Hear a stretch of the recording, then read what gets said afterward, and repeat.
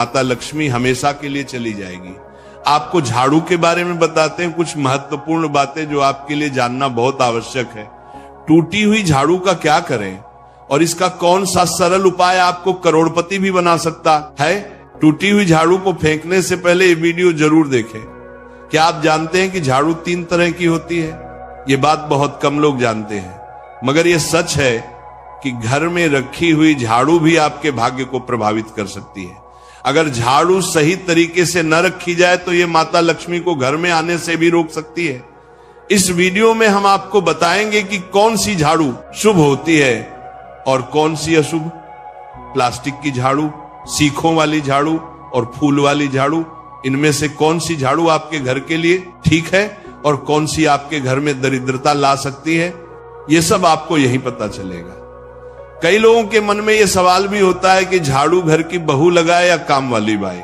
इसका जवाब भी हम आपको देंगे, क्योंकि झाड़ू सिर्फ सफाई का सामान नहीं है, बल्कि इसे शास्त्रों में माता लक्ष्मी का प्रतीक माना गया है।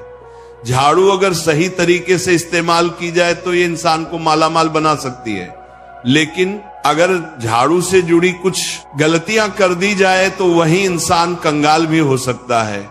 हमारे शास्त्रों में झाड़ू से जुड़े कई शगुन और अपशगुन बताए गए हैं। झाड़ू को लेकर कुछ काम बिल्कुल नहीं करने चाहिए, वरना जीवन में परेशानियां आने लगती हैं। झाड़ू को सही दिशा में और सही ढंग से रखना बहुत जरूरी है, वरना यह माता लक्ष्मी की बहन अलक्ष्मी को आकर्षित करती है, जो कि दरिद्रता और संकटों की प्रतीक मानी जाती है। अगर आपके जीवन में बार बार समस्याएं आ रही हैं, एक परेशानी जाती नहीं और दूसरी खड़ी हो जाती है, तो हो सकता है इसके पीछे आपके घर में राखी हुई झाड़ू की स्थिति भी एक कारण हो। अगर जीवन में सब कुछ सामान्य चल रहा है तो ठीक है, लेकिन अगर बार बार उथल पुथल हो रही है तो आपको एक बार झाड़ू से जुड़ी इन बातों पर ध्यान देना ही चाहिए। झाड़ू से जुड़ी ये सारी बातें आपके जीवन की दिशा बदल सकती हैं अगर आप उन्हें समझें और अपनाएं।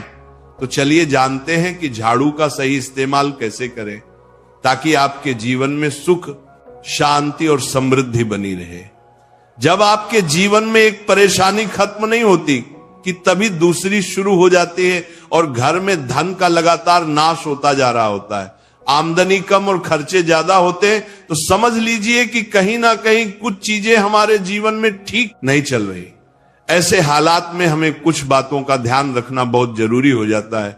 कई बार हम खुद ही अपने घर में नेगेटिव एनर्जी को बढ़ावा दे रहे होते हैं और हमें इसका पता भी नहीं चलता। इनमें से एक अहम चीज है झाड़ू।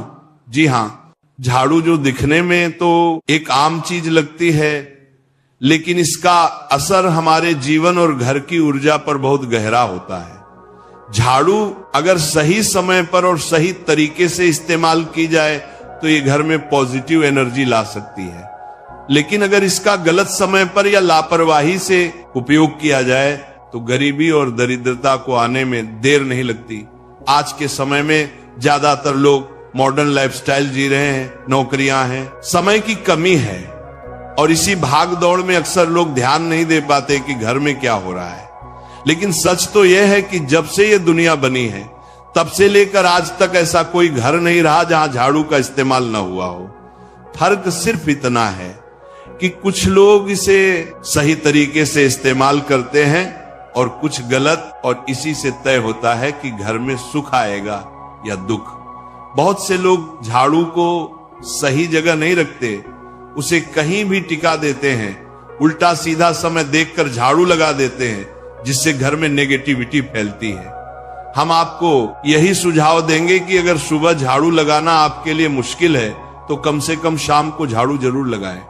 घर में गंदगी जमा ना होने दें, और अगर आपने कचरा इकट्ठा कर लिया है तो उसे शाम के बाद घर से बाहर ना फेंकें, क्योंकि यह भी अशुभ माना जाता है।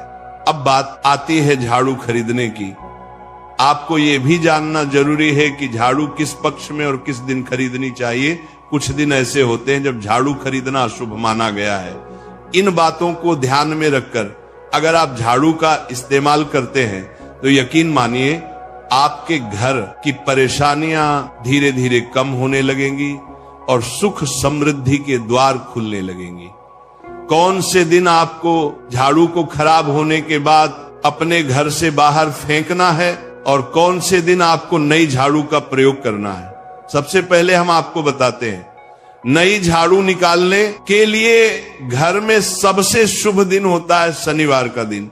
आप झाड़ू जब भी खरीद कर